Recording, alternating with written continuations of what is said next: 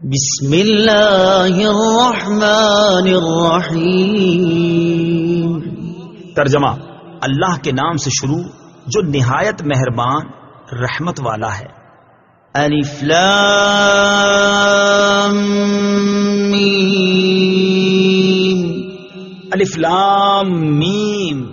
صراط الجنان میں ہے۔ قرآن پاک کی 29 سورتوں کے شروع میں اس طرح کے حروف ہیں، انہیں حروف مقطعات کہتے ہیں۔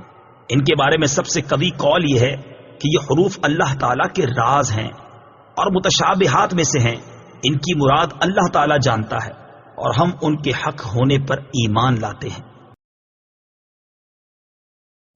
حروف مقطعات کا علم اللہ تعالیٰ کے علاوہ کسی اور کو حاصل ہے یا نہیں؟ یہاں یہ بات یاد رہے کہ اللہ تعالیٰ نے اپنے حبیب صلی اللہ تعالیٰ علیہ وسلم کو بھی حروف مقطعات کا علم عطا فرمایا ہے، جیسا کہ اعلیٰ حضرت امام احمد رضا خان علیہ رحمت الرحمان فرماتے ہیں۔ قاضی بیضاوی رحمت اللہ تعالی علیہ انوار التنزیل میں سورتوں کی ابتدائیہ یعنی حروف مقطعات کے بارے میں فرماتے ہیں، ایک قول یہ ہے کہ یہ ایک راز ہے جسے اللہ تعالیٰ نے اپنے علم کے ساتھ مخصوص فرمایا ہے۔ تقریباً ایسی ہی روایات خلفائے اربعہ اور دیگر صحابہ کرام علیہم الرضوان سے بھی منقول ہیں، اور ممکن ہے کہ صحابہ کرام علیہم الرضوان نے یہ مراد لیا ہو کہ یہ حروف اللہ تعالیٰ اور اس کے رسول صلی اللہ تعالیٰ علیہ وسلم کے درمیان راز و نیاز ہیں، اور یہ ایسے اسرار و رموز ہیں جنہیں دوسروں کو سمجھانا مقصود نہیں۔ اگر یہ راز حضور صلی اللہ تعالیٰ علیہ وسلم کو معلوم نہ ہو تو پھر غیر مفید کلام سے خطاب کرنا لازم آئے گا، اور یہ بعید ہے۔ امام خفاجی رحمت اللہ تعالیٰ علیہ فرماتے ہیں، انوار التنزیل کے بعض نسخوں میں استأثرہ اللہ بعلمہ ہے، اور استأثرہ کی ضمیر رسول اللہ صلی اللہ تعالی علیہ وسلم کے لیے ہے اور با مقصور پر داخل ہے، یعنی اللہ تعالیٰ نے حضور اقدس صلی اللہ تعالی علیہ وسلم کو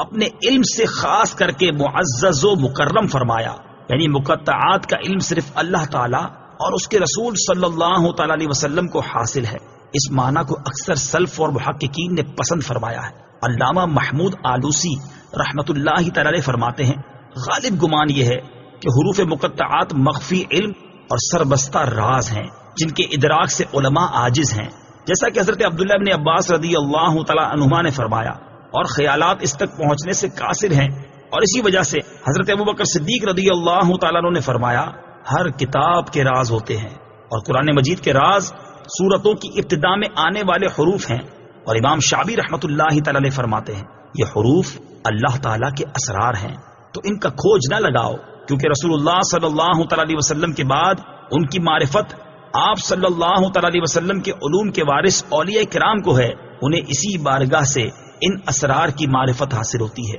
اور کبھی یہ حروف خود انہیں اپنا معنی بتا دیتے ہیں، جیسے نبی کریم علیہ الصلوۃ والسلام کے ہاتھوں میں کنکریوں نے تسبیح کے ذریعے کلام کیا، اور گوہ اور ہرن حضور اقدس صلی اللہ تعالی علیہ وسلم سے ہم کلام ہوئے، جیسا کہ ہمارے آباء و اجداد یعنی اہل بیت رضی اللہ تعالی عنہم سے یہ بات حروف مقطعات کا علم ہونا صحت سے ثابت ہے۔ بلکہ جب کوئی بندہ قرب نوافل کے درخت کا پھل چنتا ہے تو وہ ان حروف کو اور اس کے علاوہ کے علم کو اللہ تعالیٰ کے علم کے ذریعے جان لیتا ہے۔ اور جہاں تک اس بات کا تعلق ہے کہ بعض علماء نے یہ کہا ہے کہ اگر ان کا کوئی مفہوم نہ ہو تو ان کے ساتھ خطاب محمل خطاب کی طرح ہوگا، اور یہ بات ہی محمل ہے اگرچہ اسے کہنے والا کوئی بھی ہو، کیونکہ اگر تمام لوگوں کو سمجھانا مقصود ہو تو یہ ہم تسلیم نہیں کرتے،